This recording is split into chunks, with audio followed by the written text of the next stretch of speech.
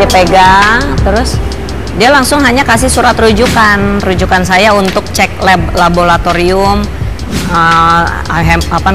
cek darah, sama surat rujukan untuk USG di sekitar leher. Itu aja. Ya udah, akhirnya saya mengikuti perintah dokter untuk apa yang dia rujuk. Jadi saya periksa ke lab sama periksa foto USG untuk leher saya.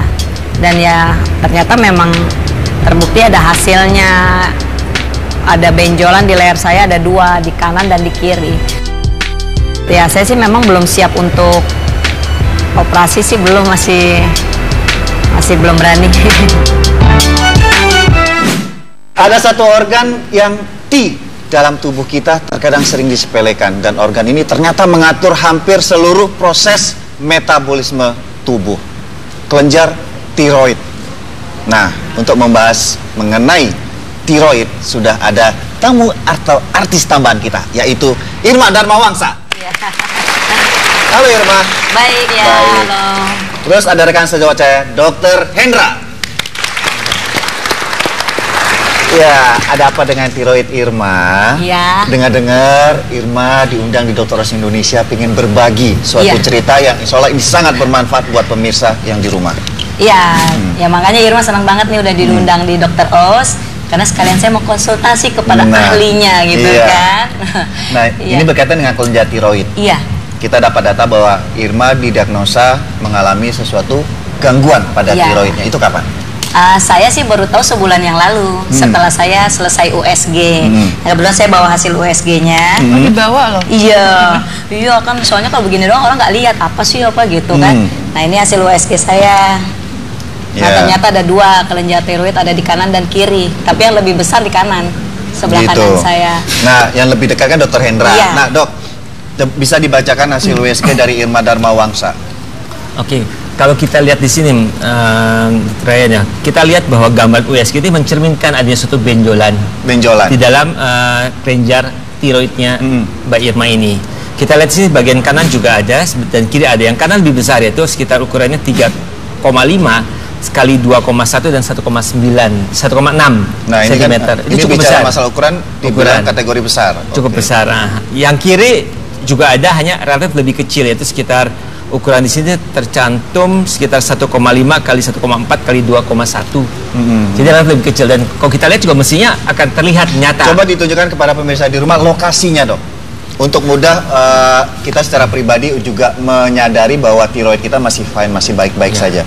Bisa di sisi normal kita nggak akan terlihat jelas karena lokasi itu persis di bawah tulang jakun lah, misalnya persis di bawah. Dan wanita kan nggak ada jakun lagi ya. Betul. Tapi Irma tulang ada. Cewek kan ada jakun dikit. Tapi itu akan terlihat pada saat pergerakan. Jadi kalau kita lihat sendiri pada saat menelan bergerak. Kalau misalnya Mbak Irma naik ke atas ini agak mendongak, nah kita lihat di sini. Ini terlihat suatu hal yang tidak normal. Nah, menelan, kita lihat sih, ini itu bergerak. Seharusnya tidak menonjol seperti ini, Dokter. Jadi oke, coba kita bandingkan sama Astrid. Coba. Ya, kita juga boleh coba lihat Mbak Astrid sekarang menelan. Ya. Oh, jakun ya. Ada bergerak, tapi tidak ada benjol yang ikut bergerak. Sehingga kita lihat di sini seharusnya kelenjar tiroidnya tidak membesar seharusnya. Nah, sekarang Mbak Irma sendiri kan membesar di sini. Biasanya kebanyakan faktor penyebabnya berbagai macam. Ya. Ada infeksi, ada hormonal. Nah, waktu Irma konsultasi dengan dokter, ada sempat digali nggak penyebab yang spesifik dari Irma? Kalau aku sih dibilangnya katanya operasi. Oh, langsung terapi? Aku cuma aku belum berani kalau mau operasi. Tapi bener-bener pengen curhat ya wajahnya. Enggak, soalnya enggak gini, kalau aku mungkin awam ya dokter ya, karena kan aku kan penyanyi. Sini aku ya, tahu, cerita curhat. aku taunya kan ada di sekitar tenggorokan saya. Iya. Nah di sini kan modal saya buat nyanyi gitu. Saya mikirnya kalau dioperasi dibelek, aduh nanti pita suara saya terganggu nggak? Itu yang saya takut. Emang ada hubungannya dok? Gitu. Nah, suara sama kelenjar dok, ini kan bicara masalah tiroid. Kita belum masuk terapi dulu deh. Tadi masalah penyebab, selain misalnya bisa infeksi, bisa hormonal, yang paling banyak penyebabnya untuk kasus Indonesia. Jadi range-nya cukup lebar. Ada yang paling ringan tanpa gejala apa-apa, hanya mungkin benjol saja.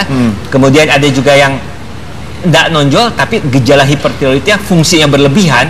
Fungsinya berlebihan juga bisa. Atau juga bisa juga dia nonjol tapi tidak berlebihan fungsinya bisa. Jadi dari sisi anatomi kan kita jelas. Ada yang sifatnya benjol, benjolnya keras, isinya padat. Ada juga mungkin benjol tapi isinya cairan, kita sebut dengan kista. Itu yang cukup sering. Nah, dari fungsi kita lihat bisa ada yang hiperfungsi, yaitu hipertiroid.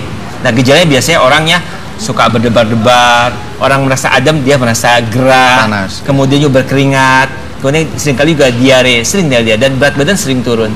Itu salah satu yang gejala hipertiroid, ya hiperfungsi, dan lama-kelamaan mata juga bisa nonjol kayak orang bisa jadi belok gitu. Kadang itu exophthalmos. Ya itu yang hiper, yang hipo biasanya orangnya lebih lambat gerakannya, orang bilang lebih apa ya? Kok menjadi lambat? Kadang-kadang terlihat kok semuanya agak-agak bengkak, bisa terjadi. Nah, di samping terlihat secara fisik juga laboratorium akan menunjukkan di situ sih. Nah, Irma, dari gejala yang disampaikan Dr. Hendra, yang sering Irma alami berupa apa biasanya? Saya sukanya sering keringet dingin aja. Nah, itu nggak ngerti ya, Dok. Nggak berkaitan. Cuman biasanya orang sering keringet dingin, keluar keringet dingin. Terus saya sering migrain gitu, migrain sama suka meriang. Jadi nggak ada angin, nggak ada hujan, tiba-tiba meriang. Cuman saya sih minum obat warung aja gitu. Lu meriang karena kurang minum, banyak minum air putih. Kalau saya tuh minum air putih tuh udah berliter-liter. Kalau memang saya kan nggak pernah minum kayak soda apa, memang saya air putih. Bangun tidur pun saya 1 gelas sebelum melakukan aktivitas yang lain, bangun tidur langsung minum 1 gelas besar air putih. Itu udah lama saya lakukan. Jadi ketahuan ini awalnya Irma kenapa ke dokter, gejala apa yang sangat mengganggu yang berkaitan dengan lehernya? Jadi kayak ada ngeganjel di leher, gimana sih, kayak makan tapi ada kayak nyangkut gitu, kayak nyangkut makanan itu nggak langsung plong gitu. Jadi kayak ada nyangkut, mesti minum, kadang harus saya dorong pakai air putih banyak-banyak baru. Ya, saya gitu aja masih berasanya sih di situ aja saya. Tadi Dr. Hendra bilang secara fisik juga nggak kelihatan, tapi fungsi. Nah, yang dialami si Irma ini apa gejala yang umum banyak terjadi atau ada khas sendiri? Bisa sih, karena kalau fungsinya dikatakan normal, kan fungsi bisa hiper, bisa hipo, bisa juga normal. Mungkin Mbak Irma itu normal, karena kelihatannya symptoms untuk yang ke arah hiper tidak terlihat. Hipo juga kelihatan kelihatan nggak lambat dan juga nggak bengkaknya. Berapa kan ada tonjolan, tapi dia normal fungsinya. Nah, seringkali kalau besar bisa mengganggu juga proses penelanan. Kan kita tahu bahwa ini kan ikut bergerak saat menelan. Besar akan efek penelanan bisa terjadi. Nah, untuk resiko hipertiroid pada wanita itu dikenal sekali, gangguan kesuburan banyak dikarenakan hipertiroid. Bisa jadi gangguan menstruasi bisa terjadi. Menstruasi juga karena hipertiroid. Betul. Kemudian juga bisa, yang paling ditakutkan lama-kelamaan kan berdebar-debar ya itu, Dr. Ryan. Berdebar kan jantung juga bisa membesar. Lama-lama ya bisa terganggu fungsi jantung. Nah, ini kan di awal di sini Irma bilang bahwa takut operasi. Nah, kasus yang dialami oleh Irma saat ini, menurut Dr. Hendra sebaiknya penanganannya berupa apa?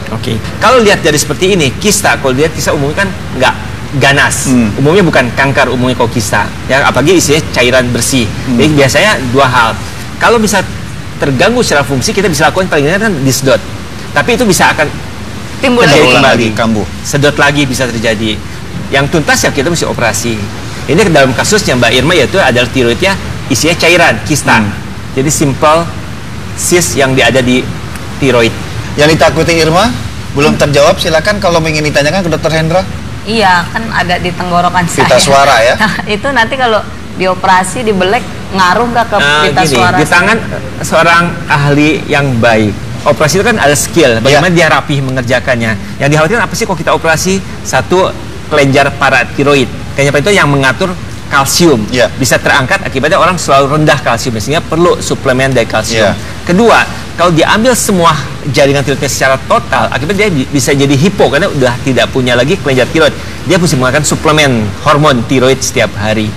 Tapi kalau di tangannya ahli, mungkin dia bisa menyisihkan, tidak terambil kelenjar paratiroid yang mengatur metabolisme kalsium, dan meninggalkan sisa jaringan tiroid yang sehat, sehingga orangnya bisa normal. Dan berkaitan dengan pita suara tadi, Dok, agak jauh. Ya, itu haknya Irma untuk tidak melakukan keputusan untuk operasi, tapi saya sarankan untuk mencari second opini ke dokter selanjutnya, ya, atau tetap menegaskan kepada dokter sekarang, jadi benar rutin untuk dikontrol, ya. Jangan sedih, sayang. Iya, tepuk tangan buat Dr. Hendra dan Irma Darmawangsa. Segala sesuatu keputusan ada di tangan pasien, tapi bagaimanapun Anda berhak untuk mencari kesimpulan apa yang terjadi pada Anda bersama medis atau dokter yang Anda percayakan. Nah, setelah ini bagaimana cara untuk menciptakan stamina yang optimal agar hasil kerja Anda berkualitas? Tetap di Dr. Oz Indonesia.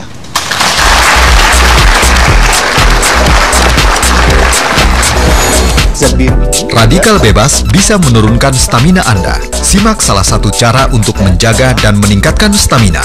Seperti radikal bebas di dalam tubuh kita.